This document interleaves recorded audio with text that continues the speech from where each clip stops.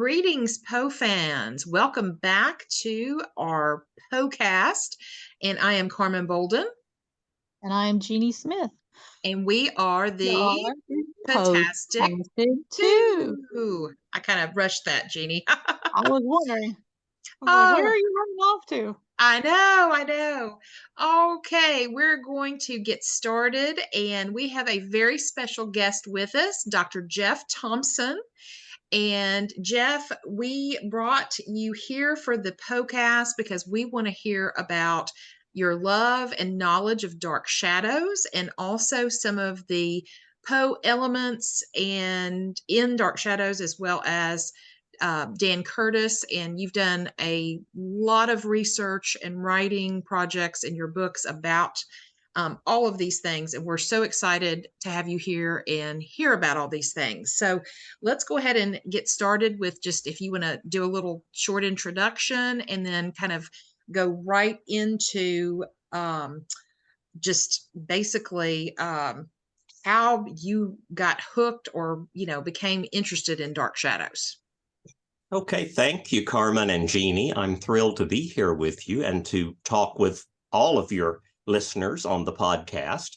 I'm Jeff Thompson. I live here in Nashville, and for 35 years, I taught English at Tennessee State University here in town until I retired a little bit early recently. And concurrent with most of that time, I was the weekend announcer at WAMB, which was Nashville's big band, easy listening radio station. Oh, very cool. So I was involved with popular culture, sharing it with my students and playing great music on the radio and writing. I've written for fanzines, magazines, websites, and chapters for multi-author books and introductions to the Hermes Press reprints of the Gold Key Dark Shadows comic books. And then I have written 3 complete books about producer-director Dan Curtis, who created Dark Shadows, produced The Night Stalker, and directed Trilogy of Terror, The Winds of War, Burnt Offerings. Here's one of them, The Television Horrors of Dan Curtis. Yes. And you're holding another one, House of Dan Curtis, a play on the name of the movie House of Dark Shadows. And after I wrote that book, a fan friend of mine said, well, now that you've written House of Dan Curtis, you have to write Night of Dan Curtis to match the other Dark Shadows movie, Night of Dark Shadows. So I wrote Nights, plural, of Dan Curtis, all about his most epic productions, his 2 World War II miniseries, his 3-hour Western movie, his adaptation of Dracula, written by Richard Matheson and starring Jack Palance, and Curtis's UFO miniseries, Intruders, They Are Among Us.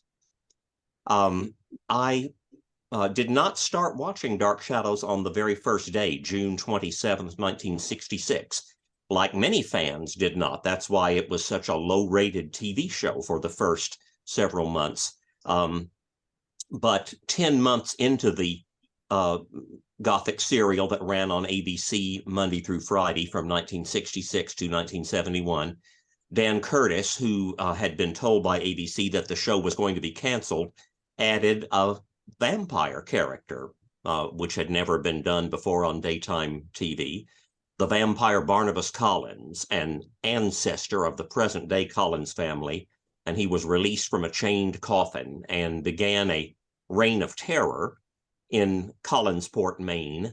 But because he was so beloved by the viewers, he soon showed a more remorseful, vulnerable side, and Dan Curtis realized that Barnabas Collins couldn't simply be a one-dimensional monster of the month or something on the show, that he had to become, a more sympathetic protagonist of the show. I watched Dark Shadows between the ages of 8 and 12, and one day in September of 1967, I was homesick from school, and I was flipping through the channels and came across Dark Shadows. I didn't know what it was, but from the very first scene, I was hooked, because the first scene I saw was of David Collins, a boy my age, having a nightmare. And in his dream, he and Sarah, a girl my age, were in the basement of the old house, the place where Barnabas Collins lived. And they were in the cellar and amid the cobwebs, and they saw a coffin in the middle of the room. And then the coffin lid opened, and out came the vampire Barnabas Collins brandishing his wolf's head cane. So obviously, I was hooked from that moment on and watched every single day from then on, and collected all of the Dark Shadows memorabilia, the books, comic books, trading cards, games, puzzles, everything.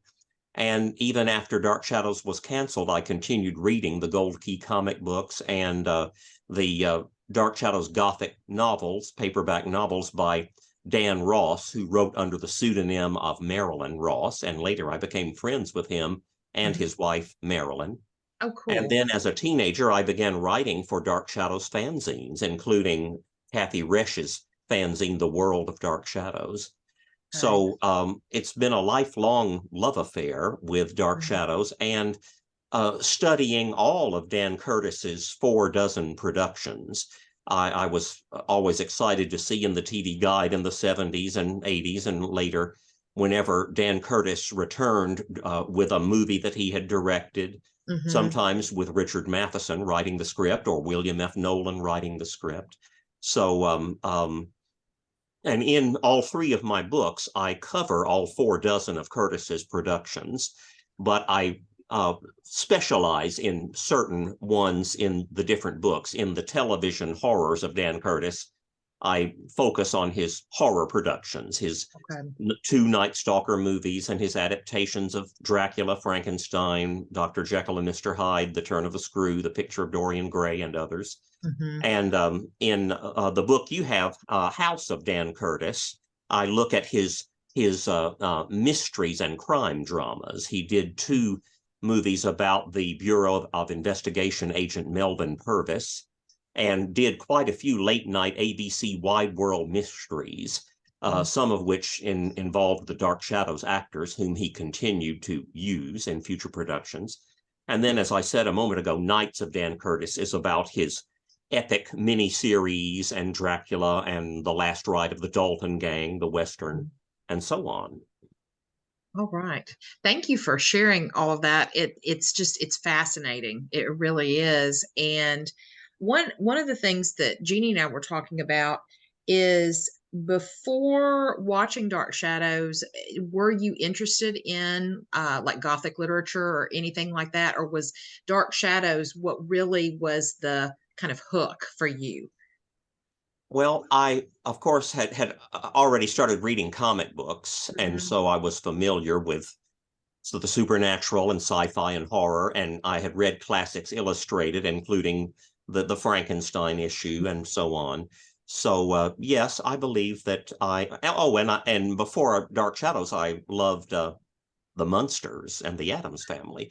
So yes, I was familiar with classic horror before then, but Dark Shadows really cemented my interest in Gothic horror, vampires, witches, werewolves, time travel, especially, Oh, and yes. Yes. background music in films. I became a film music collector, and I've written some liner notes for some soundtracks because Robert Cobert's music for Dark Shadows is so distinctive. It's like Yes. another character, like the music for Batman or Downton Abbey or other TV shows in which the music plays an integral part. And Robert Cobert scored almost all of Dan Curtis's productions. So when you saw Dan Curtis's name and heard Robert Cobert's music, you knew that you were in for a treat. So Dark Yes. Shadows began my interest in all of those things: time travel, music, costumes, acting, writing, everything. Oh, that's awesome. I was going to say, my husband walked through one day while I was watching an episode of Dark Shadows, and that, pivotal music when something's happened and it's leading the mystery of what's going to happen next. And he asked me, he said, with that being the mid 60s when that happened, was that kind of the origin of that style of music to indicate And I said, I don't know. It's something I'd have to look up, but I thought that, because it's, to me, Cobert's music is fantastic. It's Oh, beautiful. it is, yes. Well, I think those musical stingers had existed in movies. Max Steiner in King Kong and others Hmm. had done it, but you're right, it probably became a staple of TV and especially soap operas with Hmm. Robert Cobert doing it. And the Dark Shadows music was unusual in that it was a small orchestra. It was not Hmm. just one organ or an organ and a piano, the way the other soap operas were from the 50s, many of them Hmm. up until the early 70s. So Robert Cobert, with his music for Dark Shadows and later The Doctors, added Hmm. orchestral, full, lush music to the soap opera, and I think that added to it. I agree. It to me it adds so much more depth to the production. Absolutely. Um, Jeannie, I was going to say, Jeannie, jump in anytime. I know we were having a discussion about the Munsters and Adams Family before you jumped on, and we were kind of talking with Dark Shadows starting in '66 and Munsters and Adams Family both only having 2 years for their um, show at the same time from '64 to '66. It's like, did Dan Curtis, with him almost getting canceled until he added Barnabas, it's like it was almost a continuation a little bit, in a more of a dramatic way, not a comedic way. Do you think that played into his development of adding Barnabas? Very possibly. You're right that the Dark Shadows is like the other side of the coin of the Mhm. monsters. It's the dramatic side of a Yeah. family of supernatural creatures, and Mhm. it's also a supernatural upstairs downstairs sort Yeah. of story. But yes, Dan Curtis was a big fan of the Universal monster movies, and one of his favorite movies was The Innocents, Jack Okay. Clayton's version of The Turn of the Screw. And Okay. Curtis later had a turn of the screw type possession story on Dark Shadows 2 times, and then Mhm. he filmed his own version of the turn of the screw, and even found the actress who had played the housekeeper in that 1961 Innocence movie, and Mhm. put her in his movie. So he liked the Universal monster movies, and I think that helped him. Probably the Munsters was in the back of his mind, and then um, Mhm. as the show was nearing cancellation, he had already used some ghosts and some mysterious elements and a phoenix fire creature, a woman who burns and rises from her ashes. Mhm. But when the show was on the verge of cancellation, his three daughters, who were about my age and the age of most of us little kids who were watching, Mhm. told him, make it scarier. So Mhm. he thought to himself, well, what scares me the most? A vampire. So I'll add a vampire. And Okay. Curtis's and the writer's original plan for Barnabas was that he would just be the next monster on the show and would last maybe 3 months, and he'd bite people and cause havoc, and then one of the good characters would drive a stake through his heart, and then that would Right. be it. But Shakespearean actor Jonathan Frid brought such depth and Mhm. pathos and emotion to the role that uh, Jonathan used to tell the story when after I'd been on for a few weeks. Dan Curtis brought me some letters, and I thought to myself, "Oh no, this is my pink slip." But no, it was fan letters. And then the next week, Jonathan received even more, and then he started receiving bags of letters and boxes of letters, and Wow. even had to ask some of the New York area fans, the viewers, Mhm. to meet him on some Saturday mornings to help answer the mail. So Jonathan Frid had suddenly had become a heartthrob and a matinee idol in the afternoon, something that he never dreamed or really wanted, but Yeah. was always very flattered and grateful to the fans for their devotion. Absolutely. He did. I mean, the again, I started watching it right before Willie opens the coffin and everything, and he appears. And the couple episodes right before that, they were good. It was interesting learning about the family, and I'm anxious to go back to the original, start. But he added so much, and his acting skills, style, just his character, like you said, the depth is a great word. It had me mesmerized to using a Poe Poe link there. And I think, Jeannie, didn't you have I think we were talking about, didn't you have a question about like having that supernatural element on daytime TV?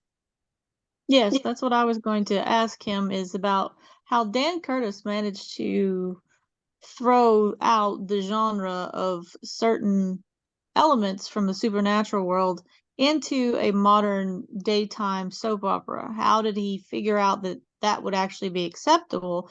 Because the Munsters and the Addams Family are both, they were like prime time. So Yes. why would the soap opera angle always threw me, is how did he, pitch this idea and it became to fruition to be played on daytime television, and especially after he introduced the vampire? How did it continue to be accepted? Because if you look at all the other soap operas of that time frame and everything, they didn't match. It was like there was no commonality between Dark Shadows and the big three that I always remember of, like, uh, Guiding Light, As the World Turns, General Hospital, those kinds of shows. So, did you ever find out how Dan Curtis even came up with the idea of wanting it to be daytime television rather than prime time, and how it was taken to keep that on with a supernatural aspect of it? Dan Curtis wanted to pitch Dark Shadows as a nighttime show. That's what he intended when he had the meeting with the ABC executives.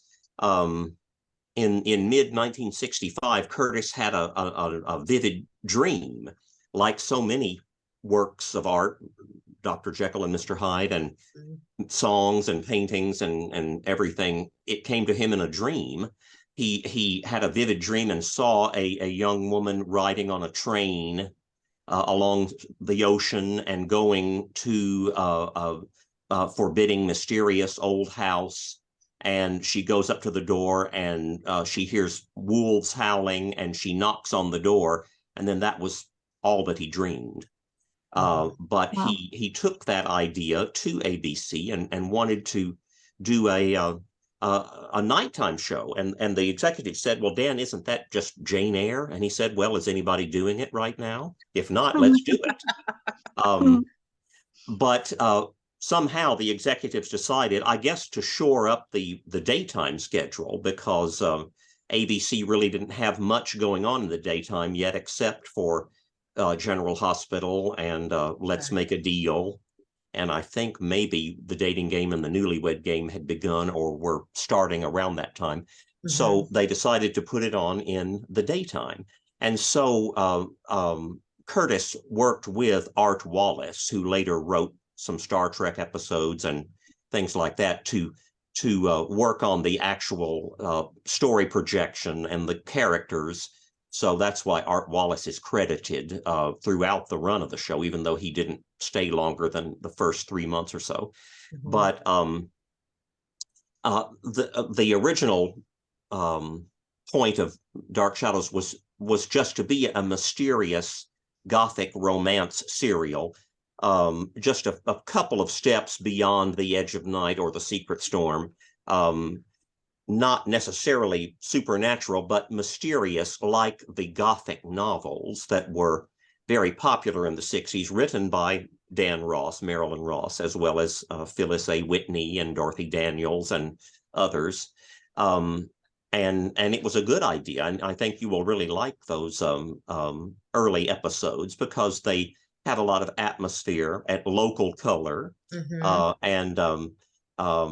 And then every once in a while you hear, ghostly sobbing in the halls of Collinwood, and there's a locked room mystery and much talk of ghosts, and 3 ghosts who haunt a cliff at the estate, but unfortunately, it was not receiving top-notch ratings. It was a good idea, and those early episodes are very interesting, but even back then, I guess the networks wanted more instant results, and so ABC said we're going to cancel it. So then Dan Curtis added the vampire, and once he added that, then he added another ghost, and just went full force with the idea of the supernatural.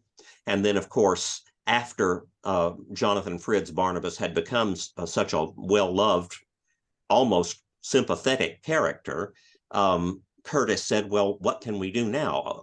Okay, well, let's show how he became a vampire. And so the show, no daytime show had done this, went back in time.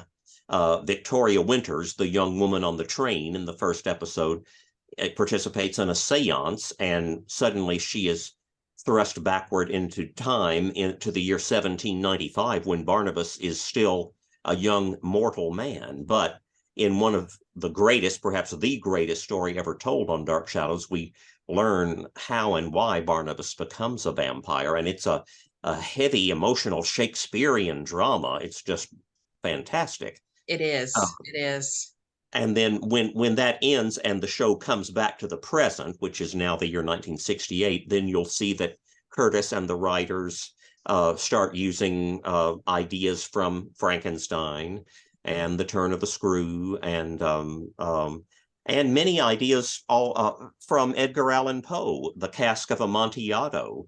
In the 1795 storyline, Barnabas bricks up one of his adversaries, and then later in the course of the show, Barnabas himself is bricked up 2 times. Oh, wow. And The Telltale Heart in the 1897 story, the storyline when Dark Shadows had its highest ratings, Quentin Collins hears the heartbeat of his dead grandmother. And also in that storyline, there's a Pit and the Pendulum moment when one of Quentin's enemies ties him to a table with a swinging blade coming closer and closer, and the premature burial. There's a story in which Elizabeth Collins Stoddard, played by the Hollywood movie star Joan Bennett, experiences that, and later in the series, Quentin is buried alive 2 times. And even little touches, like in 1897, there is a very strict, sparse schoolhouse called Worthington Hall, run by a stern headmaster, a martinet, kind of like the character in William Wilson, when the boy is at the school and he's miserable. And many other Poe touches, all of the lighted candles and the literal shadows, and the paintings. The paintings on the show are very, very important. The paintings of Barnabas, the portrait of Josette, portrait of Quentin, which causes him to become a Dorian Gray type character. The painting keeps him young. So the writers and Curtis, all of whom worked together closely, Curtis was involved in the writing, borrowed elements from many stories and myths. There's a great Orpheus and Eurydice moment when 2 characters go down into the underworld. So, but even though some people say the writers were ripping off or copying everything, and true enough, they did lift ideas from all of the classics that everyone has read or has heard about or seen movies about, but the way they handled it made them original and fresh again. The way they combined the elements and presented them in a new way made it original. And for many of the viewers, especially the little kids who may not have read Dr. Jekyll and Mr. Hyde or Frankenstein or Dracula or Poe or Hawthorne, it was new to them. But then somebody probably said, oh, that's like that Poe story, or that's like that movie. And that's how the viewers, we fans, broadened our horizons, because we went back to the primary sources. after having Absolutely. seen it on Dark Shadows or in comic books or in movies. Hmm. Yeah, I agree because while I've been watching it, yeah, little nuggets of different stories will come back to me, and I'm just like, oh, that's like this or that's like that, and it's exciting, because it makes you have fond memories of when you read those stories originally. And like you said, new viewers can get hooked on different things, kind of like a network, a network of gothic horror. Right. Absolutely. Do you think that Dan Curtis was like, do you think he was a Poe fan, or do you think he had, I know like with the Universal Monsters, he really liked that. Do you think he had favorite authors? Did he ever say, because he did such a variety of the different horror films of Dorian Gray and, and such. I'm not sure that's a good question. I know he loved The Turn of the Screw and the movie The Mhm. Innocents, Yeah. uh, but I'm not sure about what other novels he may and stories he may have liked. I know his Okay. longtime secretary would go with her husband on trips to Europe and would go through bookstores in Europe and bring back all sorts of books for him to read. Oh, And neat. so I'm sure some of them were Poe and Hawthorne and Mhm. Daphne du Maurier and others, but also books about legends, myths, ghost stories, you know, supernatural witchcraft, things like that. But Okay. I'm not sure about what some of his favorite writers Okay. were. Yeah, and we weren't sure if you would know that or not. We were just like talking about all the different elements that we were going to discuss today, and that came up, and it's like I wonder if Jeff does know this. It's just, it's fascinating to, see, what directors and producers and things and writers like what their favorites are and what really motivates them to do what they do. Um and let's see. I was trying to think, Jeannie, what else we were going to ask Jeff? A couple of other things. Can you think of what was something else you were going to ask? Well, I was going to talk about how, of course we're on the daytime and this is not nighttime, but the genre aspect of it. Um, I mean, was it actually, it stayed on for 5 years, correct? Correct me if I'm wrong, Yes. Jeff. It was 5 years. And you said that within 10 months of the first publication or showing, they were going to cancel it. So I'm curious to think, would it have lasted longer than 5 years? Because if you think about the soap operas today, they still are on the air. They are still going strong and having those arcs and everything. So, what was the defining point of Dark Shadows finally losing its momentum, I guess? Is my curiosity. Did it have anything to do with the time frame, the genre, or the total just like segue in the television industry to where it wasn't as popular anymore? Because, the Addams Family was only 2 years, Monsters was only 2 years, then you got the Dark Shadows that was only five. So was it that the genre was losing focus, that a lot of people were losing their wants for the horror, the supernatural, that kind of thing?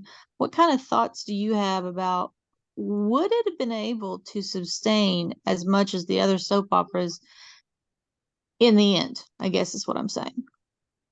Yes, you're right that 5 years for a soap opera is a very, very short time. When As the World Turns, Guiding Light, Days of Our Lives, and others have run for decades. But I think the fact that it was a supernatural series eventually limited it. Um, Hmm. you know, and by the end of the show, the writers were starting to repeat themselves. There had been two turn of the screw type possession storylines and things like that, and I think some of the actors were beginning to tire of the the regimen. As Nancy Barrett, who played Carolyn Stoddard, said, the show was perhaps too ambitious. And it is amazing to see everything they did with the now rudimentary base special effects and things like that, but really through the costumes and the sets, and of course the great acting and the special effects, really made it real. It was truly a universe that they created, but it was a lot of hard work. And toward the end, Jonathan Frid was losing interest in playing Barnabas. He didn't want to become typecast like George Reeves as Superman had. And that's why for the last 3 months of the show, he was not playing Barnabas. The show went into parallel time for the second time during the run of the show. And Jonathan Frid was playing Bramwell Collins, who was the son of the now dead Barnabas Collins in that world of 1841 parallel time. Okay. And even Dan Curtis himself admitted that he was losing interest in the show. He wanted to go on and work in films. And of course, and talk about ambitious, the cast filmed House of Dark Shadows while they were doing the TV show. Some of it was during the 1970 parallel time storyline. So Barnabas, Julia, Maggie, and others are missing for a while because they're up in Tarrytown, New York at the Lyndhurst estate filming House of Dark Shadows. So half the cast was up there making the movie, and the other half, led by David Selby and Laura Parker, who were not in the movie, were holding the show together. And then immediately after they taped the final episode of Dark Shadows, they went back up to Lyndhurst and filmed Night of Dark Shadows. And then in that same year, I guess, Dan Curtis and his wife and 3 daughters made the move from New York to Los Angeles. And then he began producing The Night Stalker. He didn't direct it. Jean Llewellyn Moxey, a Horror Hotel, and others directed it. But then Curtis decided, well, I'm producing these shows, but why not? I'll cut out the middleman. The director, I'll just start directing more of them myself, because the director of Dark Shadows, one of them, Leela Swift, one of the first female directors in the golden age of television. She started in the 50s. Leela Swift directed over 800 of the 1,225 episodes. And she more or less took Dan Curtis under her wing and taught him how to direct. He directed a few of the late 1795 story episodes, and then later directed some in the 1897. And so she really taught him how to direct. And then some of his influences in directing, one of them was Sam Peckinpah. He said that he saw The Wild Bunch and was shocked and fascinated by the violence, and that is perhaps why House of Dark Shadows is much more violent than anything you see on the TV show. So I think it was just, the show had just run its course.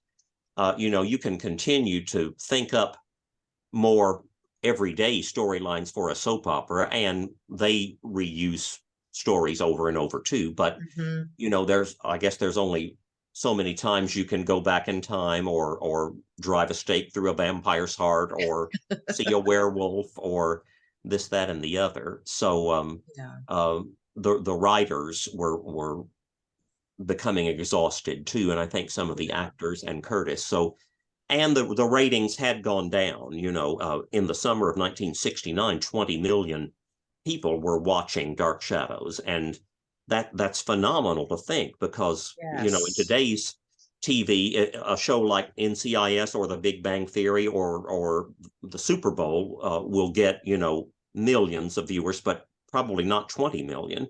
And yet that's how many people were watching back in the days when there were 3 networks. But after the 1897 storyline, The next storyline was one based on H.P. Lovecraft, actually, Okay. which was very different, very unusual, very strange, and some of the fans did not like the way the show was going, and the ratings began to drop off, which was unfortunate because after that came the 1970 Parallel Time storyline, which is one of my favorites, based on elements from Poe's Ligeia and from Daphne du Maurier's Rebecca.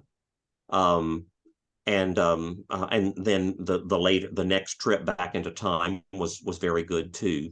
But by then, fewer and fewer people were watching. But even when the show ended, 12 million people were watching it, which would be, the That's number one yeah. TV show today. Right. That's amazing. And I guess there's something to be said for quality over quantity. I know just growing up as a child and teen, I'd watch soap operas with my mom and stuff, especially during the summer. And they soap operas do generally, rerun or reuse different story arcs and things like that. And so that kind of makes sense why he wanted to move on to something else, and everybody was kind of at the same time feeling that way. Right. I also wonder if it had anything to do with, like, well, I don't think it was the BBC, if even if they had the BBC, but thinking about the Doctor Who coming back, and then they are all experiencing everything with time travel, whether it was forward or backward or anything, and it was starting to gain its momentum, its love. So Yeah. I've always been curious that maybe because it was dealing with that time travel thing that Dark Shadows had, that maybe it was doing it so much better in some aspects to where it was have a different storyline because it wasn't with one person, it was more going to different times. Yeah. So, Right.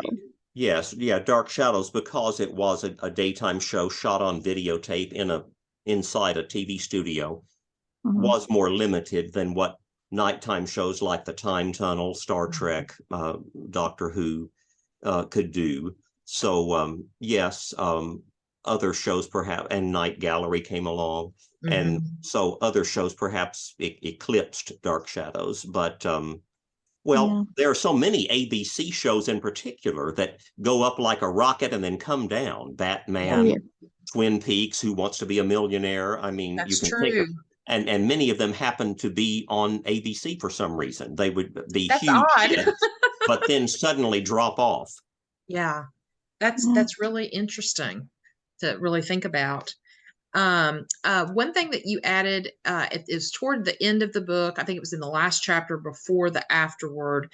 You had mentioned that Dan Curtis wanted to do a show of the called classic horror theater, and he was gonna like basically kind of do some of the stories that he had already done, like Dracula, Dorian Gray, things like that. But then also, you mentioned that he wanted to do episodes with Fall of the House of Usher from Poe and Ligeia. And so that just made me like, oh, I wish that would have happened. That would have been amazing. Do you know, like, what was the reason at that point in time he wasn't able to fulfill that? Well, I'm not sure. Budget reasons, maybe, or Okay. network decisions, or he just couldn't sell it to Yeah. anybody. Um, many scripts were written but never produced. Uh, but those particular classic horror theater or whatever it was going to be were not written, but he did plan to do that, and wanted to do some of the modern contemporary Gothic Mhm. adaptations, like of Mary Stuart, the Crystal Cave or something like that. But it just never materialized. But then Okay. he hit big when he produced The Night Stalker, and then ABC Absolutely. asked Mhm. for a second movie, which he directed. Richard Matheson wrote both of those, but then Curtis and Matheson were not involved in the TV show Kolchak the Night Stalker, which ran for just 20 episodes. Curtis perhaps short-sightedly said, I didn't think it could be done. He said, I didn't think that a monster of the week could sustain itself. But of course, now we have seen the X-Files and Supernatural and many other things that do go on for years with many different monsters. So maybe he sold himself short there. But in 2005, when ABC tried to revive The Night Stalker with Stuart Townsend, Dan Curtis was a consultant on that show, but he was not involved with the Darren McGavin show. Okay. Interesting. One other thing I was going to ask, and this is about the show Dark Shadows. And this is kind of, I guess, the English teacher in me, the analyzing things. Green is used everywhere, in the draperies, in the clothing. Some of the candles a lot of times were that kind of aqua blue. And what I really thought was really cool when I watched Tomb of Ligeia yesterday, they also used those aqua kind of blue candles as well. But anyway, going back to, did he have a purpose of using the green color?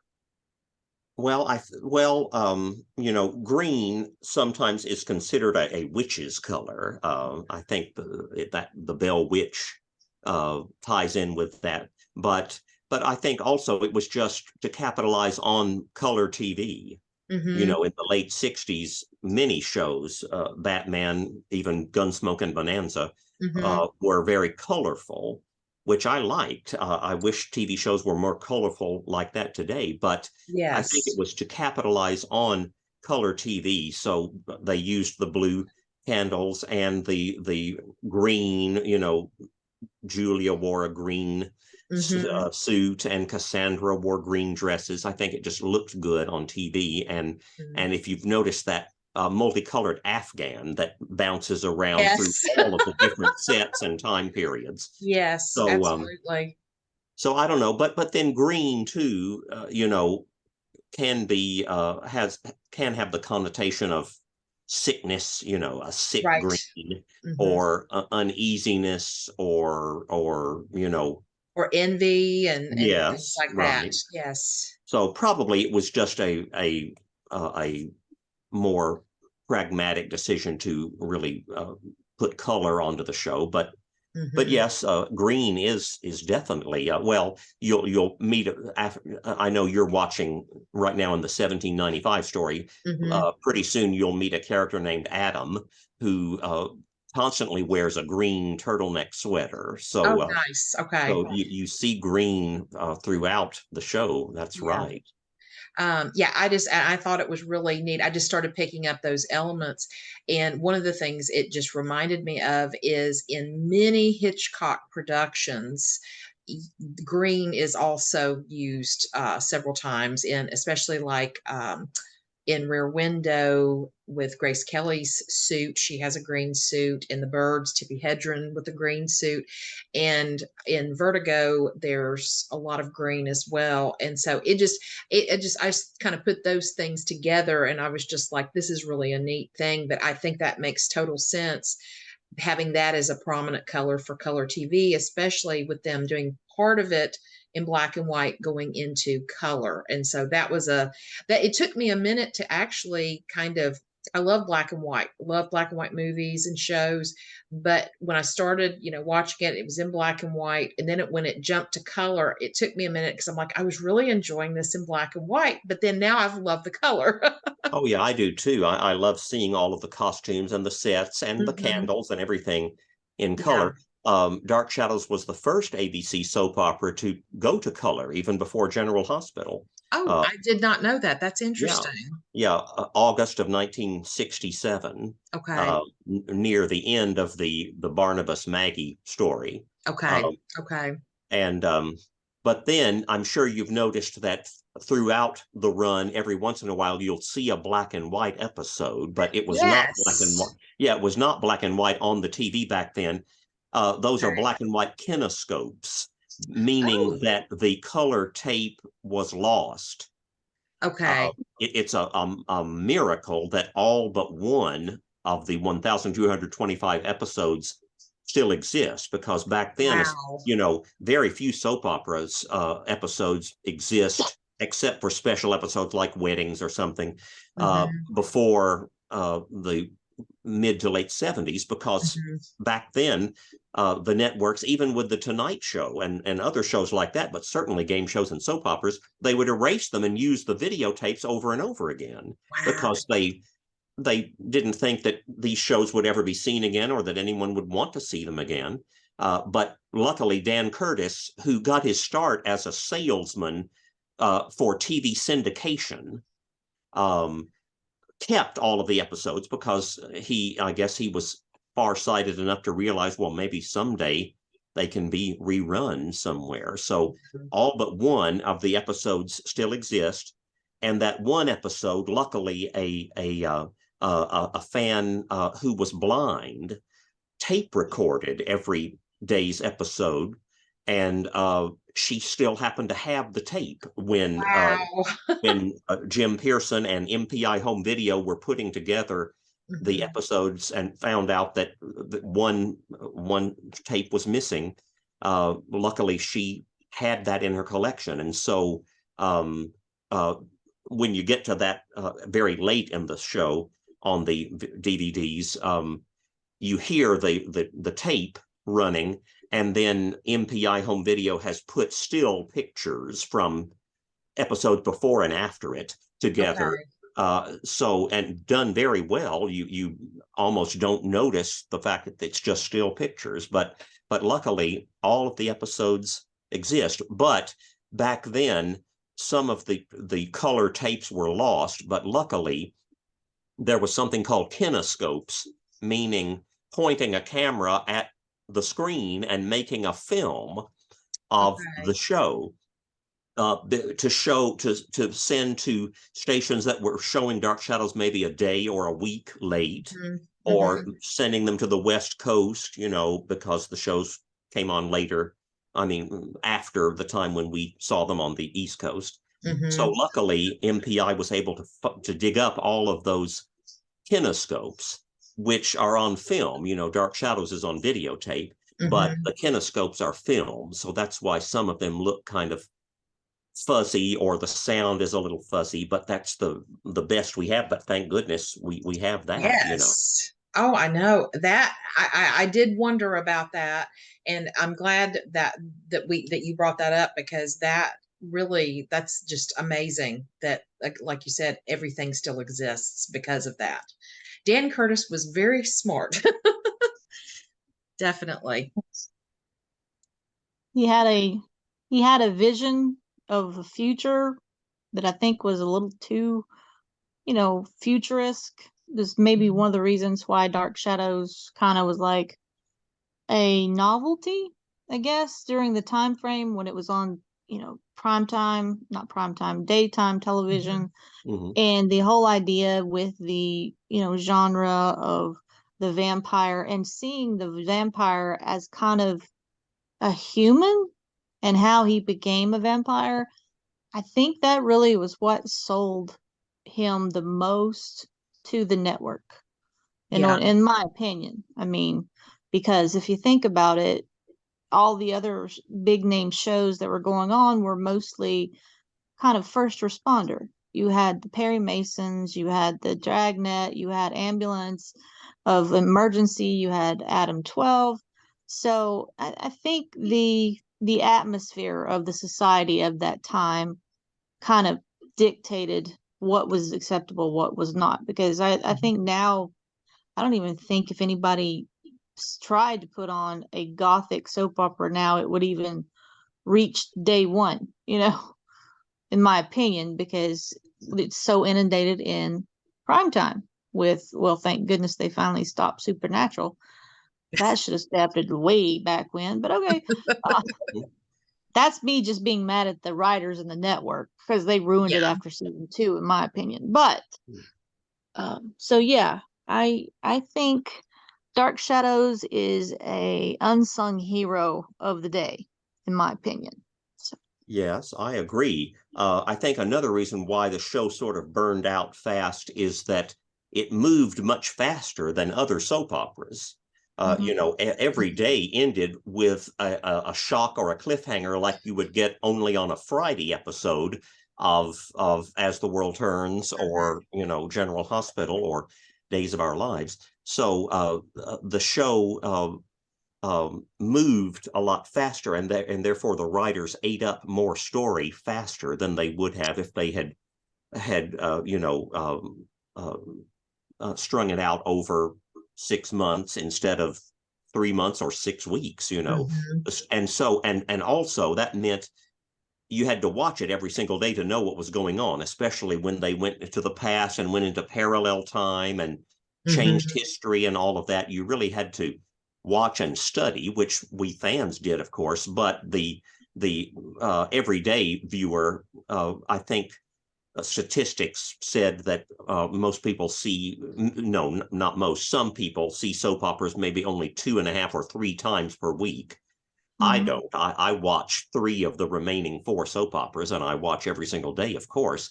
But Mhm. other people are not that loyal, and if you just dip in and out of Dark Shadows, you would be totally confused, and I think so you would too. not enjoy it. And so I think that led to the loss of viewers, because you just had to really devote your time and day to it. Yeah, Yeah. I agree totally. Yeah, because as a teen, my friend would watch Days of Our Lives, and I was watching As World Turns because I came on at the same time. And I remember one summer she got me hooked on Days of Our Lives, and then I'd have to ask my mother what's going on in As the World Turns, and she's like, "You shouldn't have done that. You shouldn't have gone over to that one." And then I went back and forth, for several years after that with both of them. But you could jump in easier and catch up with a couple of episodes. But yeah, with Dark Shadows, if I stopped watching it, I would have to rewatch probably, I don't know, probably 20 episodes to get caught back up, if I was going to get back into it. So I'm continuing on my journey. Mhm. Oh yes, it's wonderful. I have, since 2010, I have watched the show all the way through 3 times. Oh, wow. Usually just one every day, weekends Okay. too. Sometimes I would watch 2, but but that's how it's intended. Like newspaper comic strips and soap operas, you're supposed to see just that bit of it every Snippets. single Yeah. day, and then Hmm. you wait until the next day to see more. And the Hmm. anticipation was Yes. part of the thrill of the show, and even worrying about the characters. Later in the show, one of my favorite characters becomes locked in a dungeon, and no one knows where she is, and I worried about that all weekend long until I could see the Monday episode. Oh, that's so neat. That is so neat. One other thing that G and I were talking about, with you being an English professor, and I know you showed some of the episodes while you were teaching, and things like that. Uh, did you get a chance to teach Poe very often with the English that you did teach? Yes, most of my English classes at TSU were developmental English, and then college freshman English, Hmm. which I liked. Some teachers don't like to teach the freshman English; they'd rather be teaching, their specialty or something Hmm. upper division. But I liked teaching freshman English, because if the students can't get beyond that, they'll never get up to the upper division classes. So Absolutely. I enjoyed giving them that extra help in writing, grammar, sentences, paragraphs, essays. But Hmm. I infused a lot of popular culture into the classes. We watched movies every semester. The students and I watched Somewhere in Time, one Oh, of nice. Matheson's great movies. Yeah, I And love that. and whenever I did teach early American literature, one of the 2 movies was, we showed 2 movies every semester, was House of Usher, Roger Hmm. Corman's movie, Hmm. written by Matheson. And the other one I showed was The Last of the Mohicans, Daniel Day-Lewis. But yes, in early American lit when I taught that, and then when I taught honors world literature for the TSU Honors College, I would bring in Poe, and a couple of different textbooks had The Cask of Amontillado and The Pit and the Pendulum. And then often I would read aloud The Telltale Heart. I liked to read stories and poems to my students. And I got that idea from Jonathan Frid, who later in life did a reader's theater type of dramatic readings show, a one-man show, where he would read great stories and poems, and he read The Cask of Amontillado and especially The Telltale Heart. But then we also studied Annabel Lee, which is a great poem, one of my favorites, and it's good and short so that we can really concentrate on it and do a close reading. And we talked about how, of course, so many of Poe's narrators are unreliable narrators, The Telltale Heart and Ligeia and others, when we have no proof that any of this is happening. And sadly, I wonder whether the narrator of Annabel Lee is unreliable. I would like, the romantic in me would like to believe that, yes, she loved him as much as he loved her, and they were happy together, but all we have is his word. And even at one point in the poem, he says, yes, as if he's trying to convince himself, yes, that must be the way it was, Yes. So, but I think that's a great poem. But as I told my students, I call it horribly romantic, because it is romantic with a small R, meaning a love story, and romantic with a capital R, because of the great outpouring of extreme feelings and love for the past and everything like that. But it's also horror, especially the way it ends. I'm lying by her side in the sepulcher by the sounding sea. So yeah, that's a great one that you can read on many levels. So yes, we did cover some of his poems, The Raven, and the some of the short stories, and then I also would always show all or some of Vincent Price's 52-minute film, An Evening of Edgar Allan Poe. Yes, that is in fantastic. Yes, he does a one-man show of The Telltale Heart and The Pit and the Pendulum, and a couple of others, The Sphinx, and I can't think of the other one that he does in it at the moment. But it is fantastic. Yeah, it's a great show. And if you can ever find Jonathan Frid's Telltale Heart, it was on a VHS compilation tape. I'm not sure whether it made it to DVD, but in the mid-'80s, the New Jersey Network, a group of PBS stations in New Jersey, started showing Dark Shadows, and it became wildly popular up in the New York, New Jersey area. And so Jonathan Frid, who lived in New York at the time, would appear on the fundraisers like you see Nashville's Channel 8 doing, where they ask for money. And so they would have special programs, and Jonathan would do some of his dramatic readings, and did a great version of The Telltale Heart on one of them. So yes, Frid himself, of course, loved Poe and Shakespeare. He was a Shakespearean actor. He had played Lord Capulet and Caliban, but his favorite role was Richard III. I bet he was amazing. Yes, and you can see some of that Shakespearean approach in his Barnabas, and he said that he didn't try to play it like a monster or a horror or accentuate the bite or anything.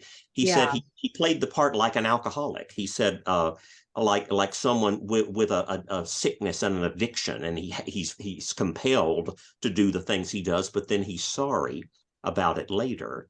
And then and Jonathan also said something very interesting. He said, I think the scariest monster is a liar, someone who tells a lie and then has to keep the lie going and tell more and more lies, and he becomes frantic and desperate, and you see that in him, and it affects everyone around him. So he was playing an alcoholic and a liar more than he was playing a vampire. He didn't really like to do the big bite, Yeah, although that's what was so exciting to the audience. absolutely. That's an interesting way to play it, but it makes total sense. It really does. That's really neat. Well, I know with yeah, I told you I teach freshman English in high school, and my students all love Poe. Very few of them are like, "Ooh, why are we having to read Poe?" They all love him. And in our curriculum, Annabelle Lee, we do in a star-crossed love unit compared to Romeo and Juliet. And so I have them compare who is the most star-crossed. And so it's very interesting to hear their points of views about that. So did your students love Poe? Did some like reject him? Because with being older, they're adults. Well, What I did you think find? most of them either loved or liked or felt neutral. I don't Mhm, think any of them hated Poe, because mhm, luckily, because of his subject matters of love and passion and mhm. revenge and horror, all of that is still going on today, and so students react to that. So yeah, I think that they always enjoyed listening to me read The Telltale Heart, and Oh, I they bet. liked Annabelle Lee and some of the movies we saw. So yes, I think they enjoyed that. Oh, very awesome. Yeah, I love it. Uh, Jeannie? another Oh, another yeah, go ahead, movie go ahead. another movie I often showed was Wuthering Heights, the 1970 version with Timothy Dalton and Anna Calder Marshall, with that I have exquisite not seen that version. I'll have to it, check that oh out. yeah, and exquisite music by Michel Legrand. That's another one, like Somewhere in Time, and what we Mhm. talked about, where the music really becomes part of it. Okay. It's only the first half of the book, and the ending is changed from the novel. But Mhm. other than that, it's a fantastic adaptation.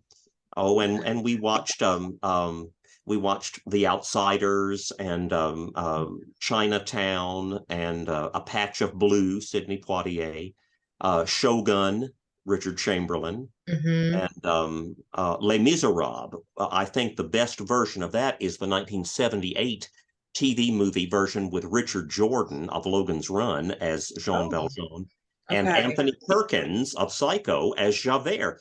Oh, Anthony Perkins was nice. born to play Javert as much as he was born to play Norman Bates. That's Very a great interesting. production.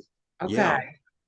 Yeah, So, and then with the students, I would use many other short stories, poems, newspaper clippings, paintings. I would bring in paintings, and the students would write their impressions and their feelings about paintings.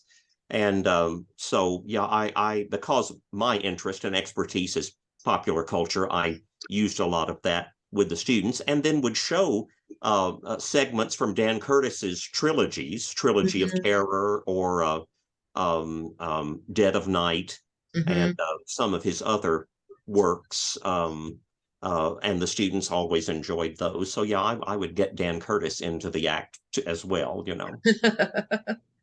Jeannie, what other thoughts do you have? I think he pretty much hit upon everything I was wanting to know about and how it connects, because Absolutely. it's a very much a Poe-esque show that was in the Mhm. 70s and 60s. So Absolutely. I would love to go back in my own parallel time and be like a teenager watching that. I know I would have just loved it every day. I would have kind of like you with the having to wait till from a Friday to a Monday. Like I would have been on my, tiptoes, just like waiting. Oh yes. For Oh, many years, I had a bumper sticker on my car that said, "I ran home from school to watch Dark Shadows." oh, And that's that's awesome. and that's true of my generation, because the Mhm. show would be starting about the time school was out, and we would run home so we wouldn't miss it. And Catherine Lee Absolutely. Scott, who plays Maggie and Josette on the show, Yes. says that over and over, fans have said to her, "Oh, I ran home from school to watch you." Hmm. That is so awesome. Well, the last question I have for you is, I mean, you said that Annabelle Lee is one of your favorite poems. What is like, do you have another favorite Poe story that's like your all-time favorite? Well, I would. I like the assignation very much. That's That's a good one. an unusual, out of the way story. But Hmm. I would have to say that probably my favorite poem is Annabelle Lee, and my favorite story is The Telltale Heart, Hmm. because, you know, as I told my students, it at the time it was written, it was the scariest story ever written, and in many ways still is today. But back then, you know, people were shocked that something was written like that, with so much raw emotion and violence and insanity, and it's very, very scary and still holds up today. And without Poe and that story, there would not be uh, H.P. Lovecraft or Robert Bloch or Richard Matheson or Anne Rice or any of the writers who came after Poe. Absolutely. Poe did. Mhm. Oh, I agree. I totally agree. Yeah, Poe did so much more than just horror. You know, Hmm. he wrote satire. He wrote funny stories like that Mummy story and others, and he wrote literary criticism and wrote detective stories. He, you know, sort of invented that detective mystery genre with his detective that predates Sherlock Holmes, and even with a manuscript found in a bottle. That Hmm. makes me think of what Edgar Rice Burroughs would later write, you know, Pellucidar and the center of the earth and all of that. Absolutely. So Absolutely. so he was multi-talented and diverse, because everything he wrote was different, but everything he wrote almost influenced other writers who came after him, and perpetuated genres or styles that he created with his horror and revenge and weird romance stories and funny Hmm. stories and things like that. Absolutely. Totally agree 100%. And with you really liking the Telltale Heart, some of our friends, they're Poe movies. They're on Facebook and Twitter, and but also YouTube. And on their YouTube channel, they do movie shorts of Poe's works. And Oh, one of them is The Telltale Heart. That's one of their most recent ones that they've done. And the narrator, they decided to make it a woman as a caregiver, and so check it out. I think it's about 18 or 19 minutes long. One of our previous Poe Unplugs, we had them on and let them talk about the making of it, their inspiration behind like why they chose the lady as the narrator, and it's fantastic. I highly suggest it. So check that out. okay, great. Well, thank you. All right. Well, Jeannie, anything else?